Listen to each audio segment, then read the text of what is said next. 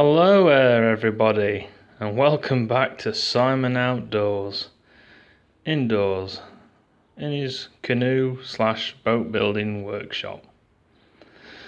So, I've been down to Wilkinson's, got a few little clamps. I could have done with getting a couple more, but I didn't have enough money. And also the ones that were there weren't too great. I went and picked the best out of the bunch that they had. So let's take a look.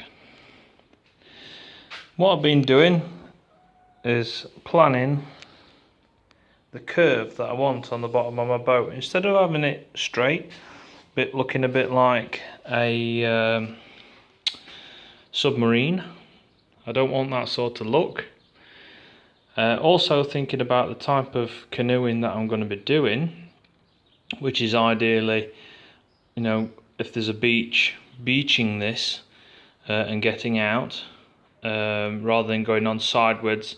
Some riverbanks that might have a bit of a beachy area, there I'm going to go and camp. I can beach it. You see, if I left it square like that and then I hit the riverbank, I'm going to be putting a lot of pressure just there, even when it's fiberglassed. So I've decided to put a curve on, and if I zoom in closely, you can probably see these marks here. I'm just having a look.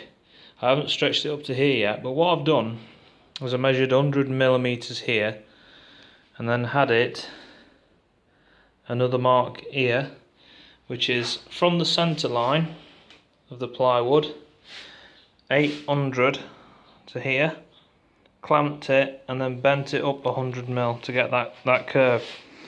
And I did that both ends. That's still curved.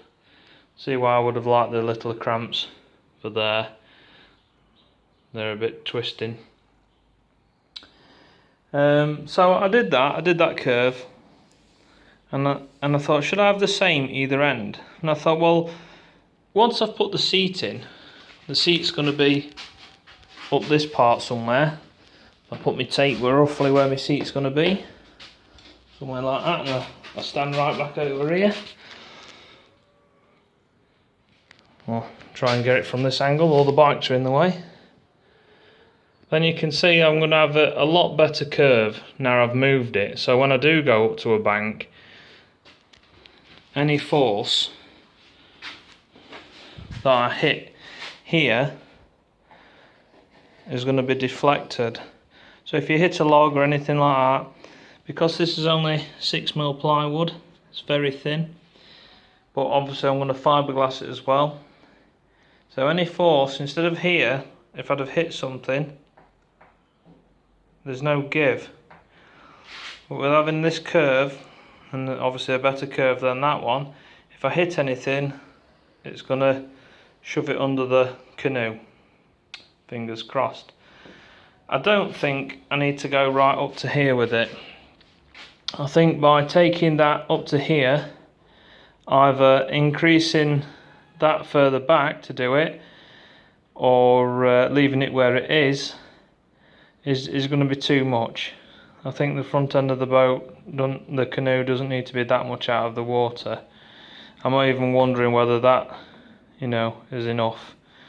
I don't know, because I am not copying other people's designs, and people have said on the Great British Bushcraft group, the main one, that, oh, you should follow other people's designs, there's plenty out there. But I like to do my own thing.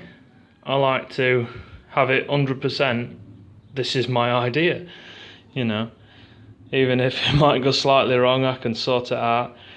But I don't want to just follow somebody else's plans, because if all we did was follow each other, life would be boring and we'd never invent anything new.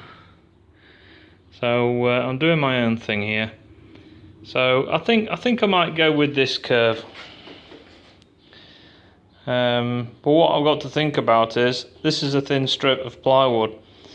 When it comes to bending the rest of the sheet in the same curve as that, with only that space, it might crack, and that's not what I want.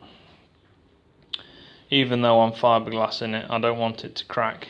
So I don't know whether it's worth trying to do a test by taking this strip off, putting another piece on, because it will work out that I've got a spare. There's two there, there's two here bolted together or clamped together, so that once I've marked it out I can just jigsaw and cut that off, or use a handsaw. But it might be worth dropping a big sheet on here and trying to hold it myself and see if I can curve that, just to make sure that that's achievable. So that's what I'm up to at the minute. I'm just marking that out. Then I'm going to take all these clamps off. I've already pencil lined this curve. I'm going to move them up here, and then I'm going to curve the top as well, so it's not going to be flat and boat looking. I did originally ask for these cut to 600, which was the depth of the plywood, but obviously now I'm going to have to hand cut those smaller from there to probably up here, and then I'm going to curve that in. What I might do is come in 100mm or come in 50mm and just see the different curves, what I can do, and obviously keep to the same marks as here all the way along, so that I transfer that mark up there, and then I create the curve at the end so it matches. Symmetrical, I believe the word is I'm looking for. I'd like my canoe to be symmetrical.